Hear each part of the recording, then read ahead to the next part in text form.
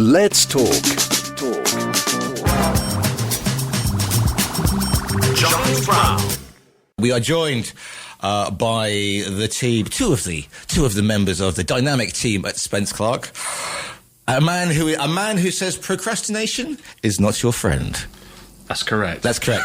Rob, but maybe not today. Maybe not today. Rob, how are you, my friend? I'm good, you? Well, you really want to know? It's a challenging day today because most things are not going to plan. But it's good that you see me actually doing some work for a change rather than sitting here. Well, yeah. Usually, you got your foot up on the desk. You know, you're just kicking back. Got the selection of chocolates. Yeah. But you've brought a newbie in today. You've brought a new person in today. I have. This is a member of our Labour team. Member of the Labour team. So I'd like to welcome, and I hope I get your name right, but they'll go. Gulnush Ramaninjad? No. Yes. Yes? Okay, yes. You need to come close to the mic. You need to get them right. So move the microphone like that. So otherwise, because we can't get you. Try now. Yes. Yes, right. That's okay. Super. So today we are going to be speaking about Spanish labour law, workplace rights and obligations. So here we are again, just about. We're going to talk about prevention and working conditions. Can you explain what a mutua is in Spain? Not a multa, a mutua, and what it's used for? Yeah, sure. A mutua is a private organisation that works with Social Security. The main role really is to work or to manage work-related accidents and professional illnesses. An example is an employee has an accident at work, or they have a job-related illness. And what the mutua does, it handles the aspects of medical care, sick leave management, rehabilitation support, all those type of things. It's important to remember that a mutua is not the same as a prevention business. Right. That deals with health and safety. They only act after an accident or an illness has happened. Okay, so they come over and go. Oh, they're like crimes. They like CSI, crime scene investigation, that sort of thing. I mean, you could say that, but it's more to actually help benefit the employee that's involved with all the aspects that come with an accident or an illness. Okay, so in which case, I should also point out. Sorry, yeah. Yeah, I forgot to mention. It's also important that every company has a mutua because it's chosen automatically when they register. So every company has one. Okay, but you have to. I mean, you might have one, but you don't know you have one, kind of thing. Is that I mean, Gunush can expand upon that a little bit further. Okay, so what is this? What occupational risk prevention, and what is the difference between occupational risk prevention and the muta?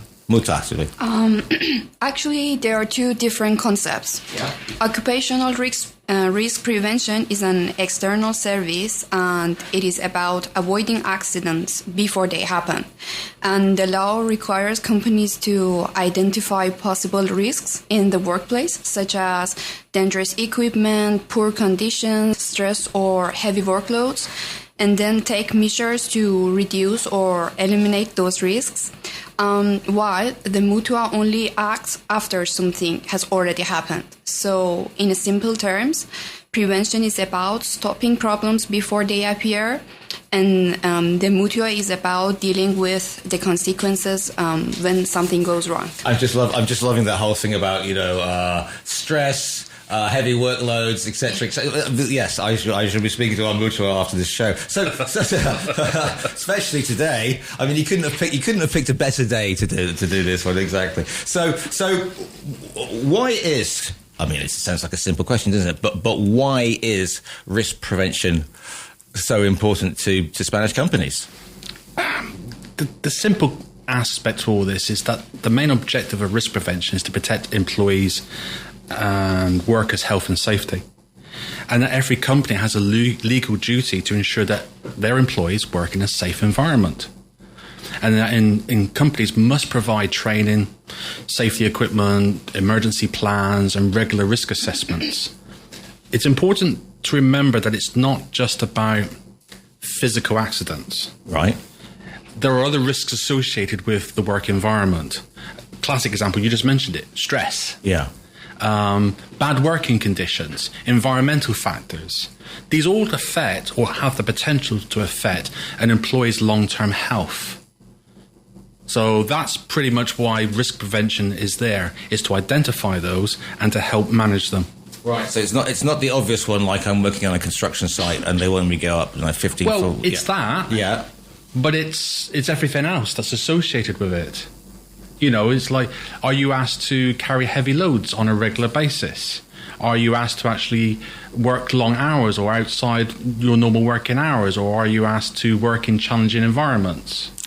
Yeah, I mean, I suppose it's the things like stress. So it's not only the physical; it could be the mental overload, if you like, as well. Exactly. You know, Yeah. If you're getting called at midnight to say we need this by 4 a.m, that sort of thing. Yeah. Mm-hmm. So let's move on to working time control. What's the current situation with the working time register, and maybe what the working time register is for many people?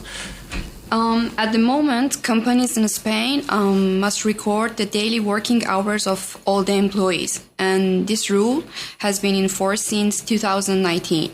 And all the employees must register when they start and when they finish every day by using digital systems, cards or applications. And the main purpose is to make sure that working time is properly tracked and the overtime is recorded and not lost or unpaid. Also, people often ask about lunch breaks as well. And the answer is quite simple. These breaks are only included in the register if they count as working time. So if the break is unpaid, it is not recorded as working time. So when we're saying clock it, work and cards, I mean, I come from a generation, clock in, clock off, punch, yeah, I know. We'll tell you later, you're too young. Yeah, I know, I'm just thinking that. I'm just thinking, oh, for goodness sake. And we know that Hacienda, Spain, love an app. They love an app. If there's someone, if they can make an app, they will make an app. So who's recording this? Are you recording this yourself, or is there somebody who's got to physically? I mean, this is, and especially with Spanish lunch hours as well, because it's the 3 hours or whatever you have. That's a really interesting one. Well, most of these systems are digital now. Yeah. So usually there's a way to actually just say, I'm working, I'm leaving the office, or returning to the office, etc., etc. They're not going to track you just to make sure. Yeah. I can see it now. Digital systems. I mean, we've seen, with our favourite Roman emperor, of course. Of course. Yeah.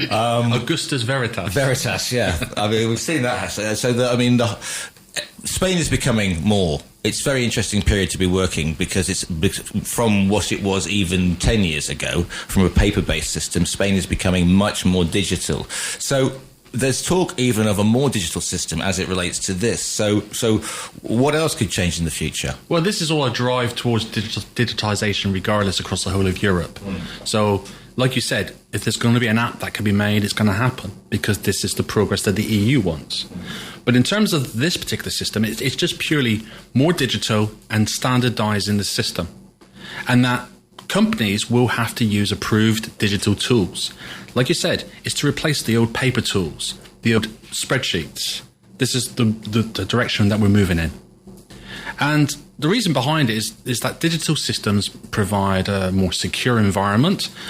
It's harder to change information once it's been put into the system. I think that's a key point to remember. And that the information that's provided is more transparent and easier for labour inspectors to be able to check when they actually have to do their reviews of different companies if they have to. Yeah. And although the reforms are not yet fully approved, typical. Yes. Yeah. Discussions are ongoing, they're continuing, and there's still room for various things that could potentially change. And it's in this context that's important for most companies. Just like we talked about with Veritas getting ready for when the requirements come in, the same principle is going to apply here. That if companies begin implementing digital systems now or in the very near future, then they're basically ensuring compliance or almost compliance when the new requirements come into force. Yeah, it makes sense. It makes sense to know what's happening and be ahead of the game rather than trying to do it from a standing start, if you like. Well, yeah, I mean, the key point in this is by doing that, they avoid unnecessary disruption or last-minute adjustments, creating stress in the workplace. Yeah, absolutely. I mean, we talked a little bit about digital disconnection. This isn't throwing your mobile out of the window, is it? I mean, what does digital? Although many of us would like it to. So, what does the right of digital disconnection mean? Digital disconnection is basically the right for employees to disconnect from work outside their working hours. So they're not expected to answer emails, messages, or phone calls during evenings or weekends or holidays. And companies must respect this right by creating internal rules that protect rest times, because the goal is to separate the working life from personal life and reduce the stress caused by constant connectivity. Yeah, that's one of the things, because we can all be connected, but sometimes that's a good thing, sometimes that's a bad thing. So why is digital disconnection becoming more important now then? It's the simple thing of modern life. Compared to when we were young, yes, in the days of horse and cart. Indeed, no phone boxes. I filed copy to a copy taker on a phone box. A phone box, yeah. Yeah, but we remember faxes. Oh, I remember telexes. Yeah. I mean, come on, Pagers. Yes. Yeah, that's yeah. Pages were great. Anyway, but modern life is full of lots of things to do with the workplace. Remote working, mobile tech, everything you can think about the way that we hear the phrase being connected, staying connected. And about digital disconnection it's about employees not feeling that they're always available, because that in itself can cause stress. It can lead to tiredness, even burnout. So the law aims to protect workers' mental health. It's the fundamental that real rest time is real rest time.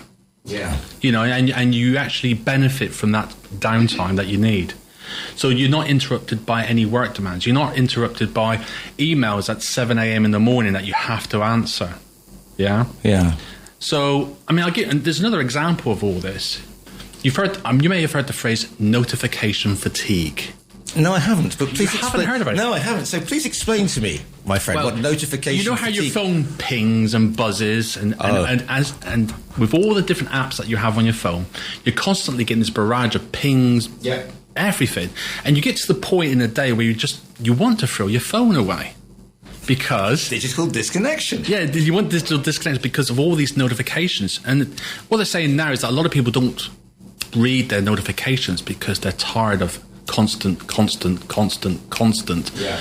Look at me, I'm a notification. Pay attention to me, I'm a notification. And so most of it is rubbish. From a lot of the apps that we have, a lot of the notifications are just rubbish. So you get this fatigue that kicks in. And if you apply it to the work environment, where you have constant access to tech, constant emails, messages, etc., groups, etc., it's fine during the day whilst you're working, because that's your job. Yeah. But you don't want to have to deal with that outside normal working hours, because you never get your downtime. Yeah, and also it pings off on us. Everybody gets Sunday evening angst, and as it starts pinging like that, then exactly.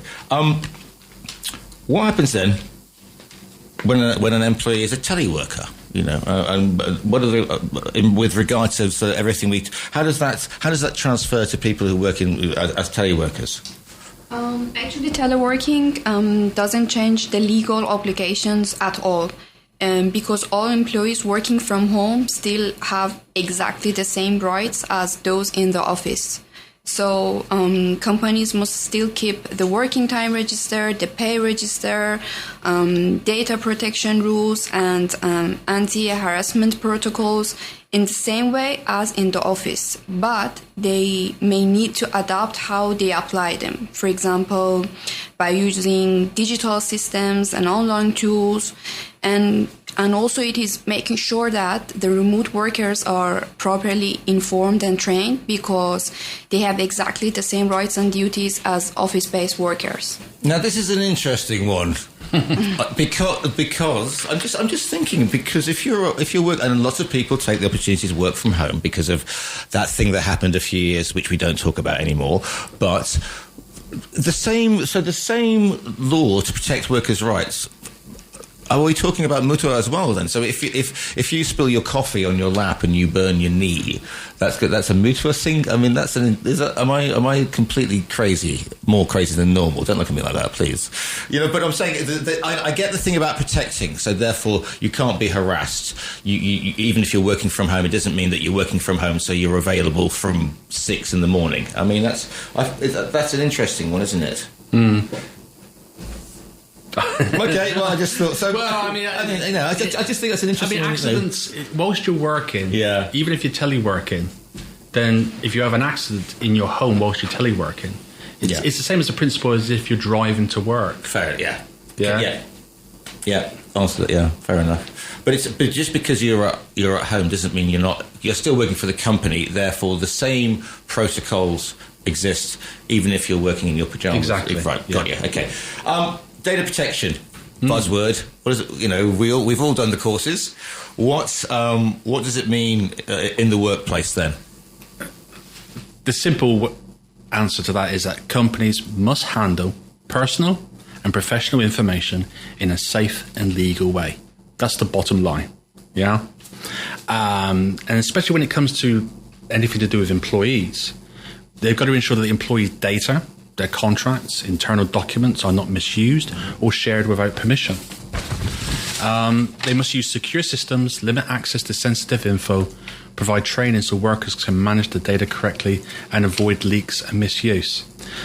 I was once, many years ago, when I tried to actually teach some of my senior supervisors how to actually handle data. They came back to me and said, don't try to tell me how to suck eggs. Do you remember that old phrase, Giles? Yes, of course. Yeah. Of course. And it's and I was trying to tell them, I'm not trying to tell you how to suck eggs. I'm trying to give you the rules and the framework within when you can suck an egg. Yeah. That was it. And it's like, that when it came to like data protection, it's sometimes people don't really treat it with the importance that it needs, because they just think, it's fine, and but of course, people's data is a valuable commodity today, as well, isn't it? Historically, in my previous life, it was like I had financial data that I had to have 2 locked doors. This was part of the requirement for data protection: 2 locked doors between that particular financial data and public access, or even other employee access. So in my office, I had to have a door that was locked, and within the office, I had to have a cabinet that was locked. Are you sure that wasn't just you? No. And they were just saying, because I think the talk radio would like to put a couple of doors between me and the public, to be honest with you, but no. Well, yeah. But that's just an example. Yes. Yeah. And so long as you can demonstrate that, then you're demonstrating that you are handling data in a correct, safe and legal way. Yeah. And, again, I joked about it, but we've all done the courses because you need to do the courses because they're, pay transparency. What is the pay register, and explain that about that? The pay register is a system that companies must use to record and compare salaries inside the organization. And it includes all salary payments, bonuses, and extra payments. And its main objective is to ensure transparency and avoid unfair pay differences between men and women or between employees doing similar jobs. And it helps companies identify possible inequalities and correct them. So does that mean you can ask what your co-worker is getting then in terms of salary? Is that what that means, more or less? Or I mean, if I say I want to know what Rob earns, I think I'm better than Rob. Is that how it works, or is it just? Yeah. Yeah. Okay. All right. I know. I mean, it's an interesting one, isn't it? Okay. Well, what about equality and harassment then? I mean, what have we got to do in that area? Because obviously, again, since our day, it has changed hugely. Companies must have protocols against harassment and discrimination at work. They must be able to explain their procedures for complaints to employees. This includes all the various procedures that come under confidential reporting systems, protection for victims, internal investigations, and training for employees. And in recent years, this has included specific protection for LGBTQ plus workers. The whole aim of it all is to create a safer and more respectful workplace for everyone. Yeah. I mean, how is that? That's all very, very good. But how are you going to apply that harassment protocol? How are you going to apply it actually, in practice? Well, when a worker reports a situation, the company must follow a clear procedure, which usually includes listening to the complaint, protecting the person involved, or investigating the situation and taking disciplinary measures if needed. And the key point is confidentiality, because workers must feel safe when report a problem without fear of revenge or any bad reaction. Yeah, I suppose confidentiality is very important. You can't say, "Oh, so and so came because." Yeah. Accident insurance in collective agreements. What's this all about then? Well, pretty much most sectors in Spain, depending on what area of work that you're involved with, has a collective agreement. And it includes obligations for companies to provide accident insurance. And if a worker suffers a serious accident or a death related to work, then the insurance provides financial compensation to the worker or their family. And this is an extra protection on top of Social Security. Mm-hmm. It's important to remember that this coverage varies between each sector agreement. And it's obvious. So let's take construction as an example. Right. Construction is a dangerous activity, and it has the potential for a lot of accidents, as opposed to an office environment. Correct. Yeah? Yes. Or a radio station. No, yeah? I wouldn't go that far, but yes. Trust me, every day I don't know if I'm going to walk out with my legs most days, but anyway. Yeah, but no, I get you. Construction is obviously a more challenging environment to work in than a radio station, quote unquote. Exactly. And although this insurance protects everyone, workplace accidents can vary. So the type of accident you could potentially have in a construction environment will differ to the type of accident you can have in an office environment. Correct, yeah. Okay.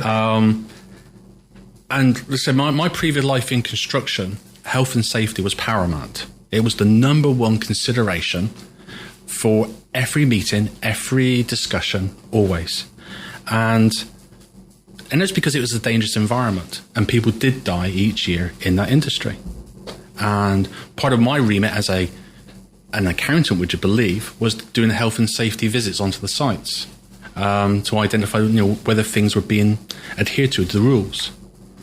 So, like I said, a construction site is very different from an office and even working from home. Yeah. Yeah? And so, therefore, the type of coverage will be different too. Yeah, I mean, yes.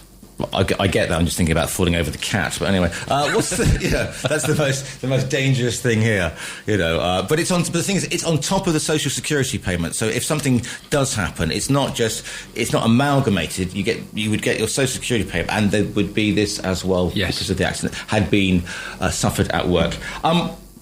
There's an awful lot of obligations here. I mean, what is the sort of general impact of these obligations on companies?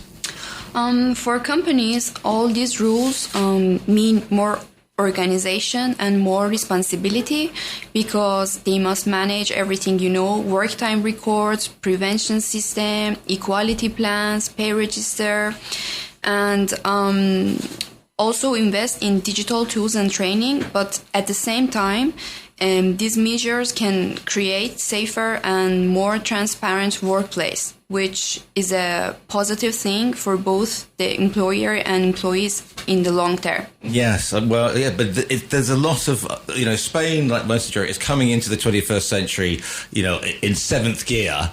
And the old traditional companies are going, okay, fine, because, we're going to have somebody for all these systems. I mean, how would you summarize the direction of Spanish sort of labor law today? I mean, what is, because I'm grateful to have a job. I want to, what are you thinking? I suppose the primary direction is towards more protection and transparency for employer and employees. It definitely is towards more digital control, with a stronger focus towards worker well-being, equality and safety. And we come back to the same problem we had with Veritas. Yeah. Companies will need time to adapt to these obligations. And the overall general aim is for Spain to build a modern, balanced labour system where both employers and employees can work under better, clearer conditions. And that's the fundamental. Trying to progress to improve.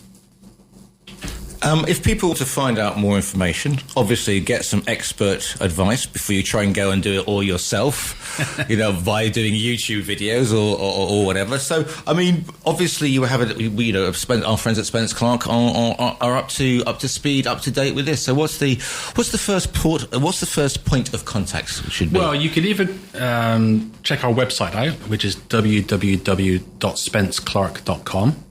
Or you can give us a call on 952-822-943. Brilliant stuff. Just give me that number one more time. 952-822-943. And the website, because it's got a very excellent blog and I'm making you work for it. And the website is? www.spenceclarke.com. Food for thought there, I think. Lots of things that you need if you're running a company and et cetera, et cetera. Yes, the digital disconnect. Just throw your phone out the window. Rob, as always, great to see you. And Gunush, welcome. Well done. First time, but like I said before, welcome to TRE. Both of you, thank you so much for your time today. Thank you. Thank you.